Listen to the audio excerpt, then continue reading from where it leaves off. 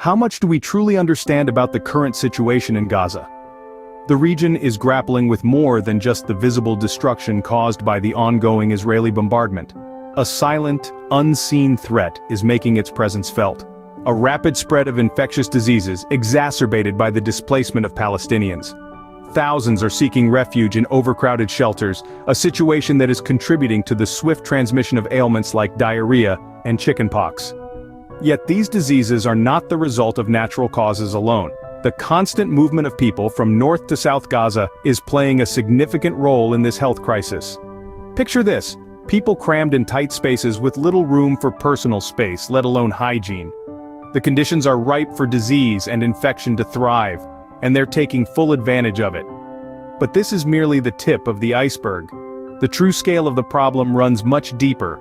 Imagine living in a place where clean drinking water and sanitation are scarce. In the heart of the Gaza Strip, such conditions are not a figment of imagination, but a harsh reality. The scarcity of clean drinking water and proper sanitation has painted a grim picture, contributing to a rapid spread of disease.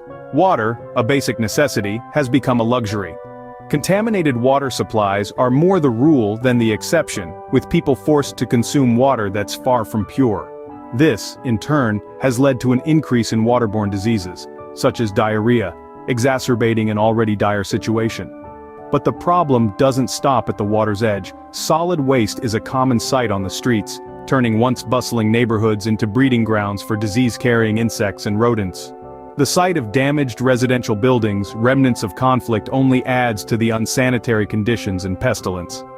The sanitation system, a vital pillar of public health, is on the brink of collapse. Limited access to toilets, a basic human right, has further worsened the situation. Imagine the difficulty of maintaining personal hygiene in such conditions, and the toll it takes on the physical and mental well-being of the inhabitants.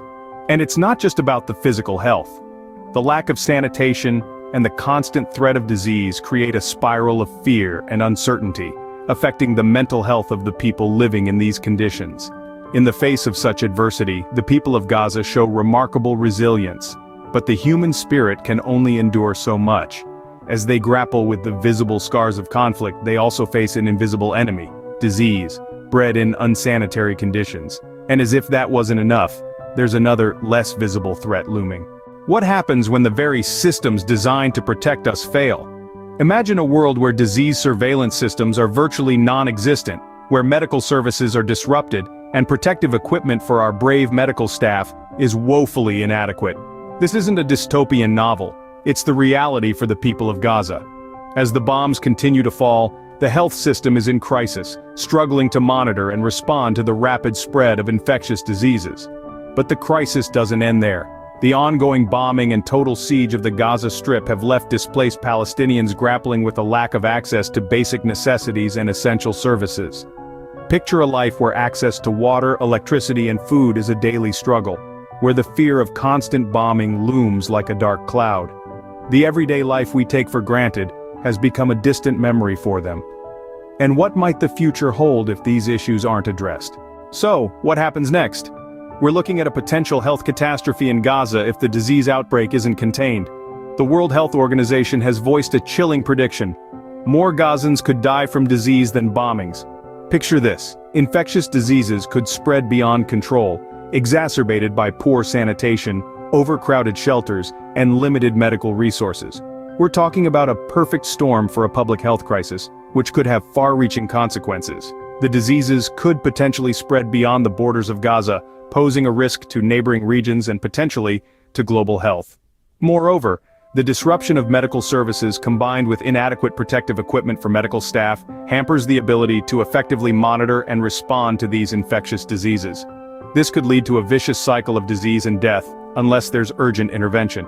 A potential future scenario could be a Gaza unable to recover due to the devastating impact of these diseases on its population. The health system could collapse under the strain, making it even more difficult to treat those affected and contain the spread of diseases. But it doesn't have to be this way.